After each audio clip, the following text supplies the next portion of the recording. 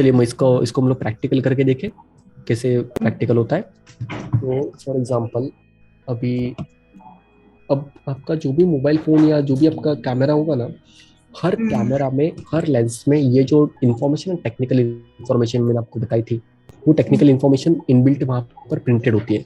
तो वहाँ पर आपको फोकल लेंथ पता चलता है। जैसे अभी ना हम लोग थोड़ा सा एरिया जो है वो कवर करके देखेंगे। Right now we have a lot of area to show. अब यहाँ पर हम लोग कैमरा को ऑन कर दिया है। हम लोग उसको सेटिंग पहले चेंज कर देते हैं। तो अभी मैं 18 mm पे शूट कर रहा हूँ, हम लोग देखेंगे। इसको मैं थोड़ा ऑन कर देता हूँ कैमरा को। कितना एरिया कवर होता है वो हम लोग फिलहाल देखने वाले हैं, करेक्ट। Okay sir. तो अभी थोड़ा सा इसको हम लोग ऑन करते हैं, राइट। आप देख पा रहे हो कितना एरिया कवर हो रहा है मैक्सिमम, राइट।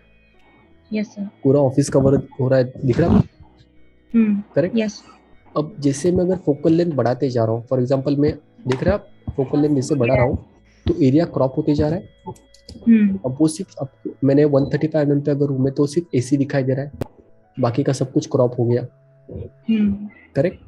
तो ये एक्चुअली आपका जो फोकल लेंथ हम लोग बढ़ाते हैं ना, उस वक्त आपका जो एरिया ऑफ एंगल होता है, लाइक एंगल ऑफ व्यू जो है वो चेंज होते जाता है। तो उस वक्त आप देखोगे तो 500 या 400 mm पे एक छोटा सा बर्ड है वही कैप्चर होगा, बाकी पूरा फॉरेस्ट कैप्चर नहीं होगा। तो इसकी वजह से मुझे depending upon the focal length, जो भी लेंस है वो लेंस सिलेक्शन करना पड़ता है। यहाँ तक आपको समझ में आया? Yes sir. जितना आपका एरिया कवर होगा उसके हिसाब से आपका फोकल लेंथ जो है वो डिफरेंट होते जाएगा। अब देखोगे आप, अगर मैं 8 mm पे शूट कर रहा हूँ, मेरा फोकल लेंथ अगर 8 mm का है तो 180 डिग्री मुझे कवरेज मिलता है। जो मैं देख पा रहा हूँ ना, वही मुझे 180 डिग्री का कवरेज मिल रहा है 8 mm का अगर मेरा फोकल लेंथ है। तो अगर फोकल लेंथ मेरा 18 डिग्री का है, 18 mm का, जैसे अभी मैंने 18 mm का आपको दिखा रहा था, तो उस वक्त वो 100 डिग्री कैप्चर कर रहा है। 100 डिग्री का जो एरिया है वो कैप्चर करेगा कैमरा, करेक्ट। यहाँ तक समझ में आया? Yes sir.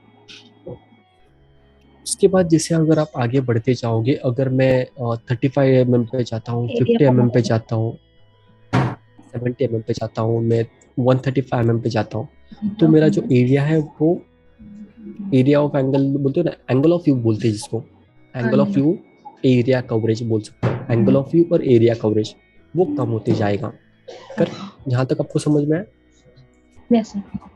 यहाँ तो कोई किसी को डाउट नहीं है, राइट। तो यस। अब सबसे पहले अगर मैं बात करता हूँ फोटोग्राफी में जो लेंसेस होते हैं उनकी, तो जो भी लेंसेस होते हैं ना हमारे, वो सारे के सारे लेंसेस का जो क्लासिफिकेशन होता है, उस क्लासिफिकेशन का जो बेस रखा है, that is your focal length.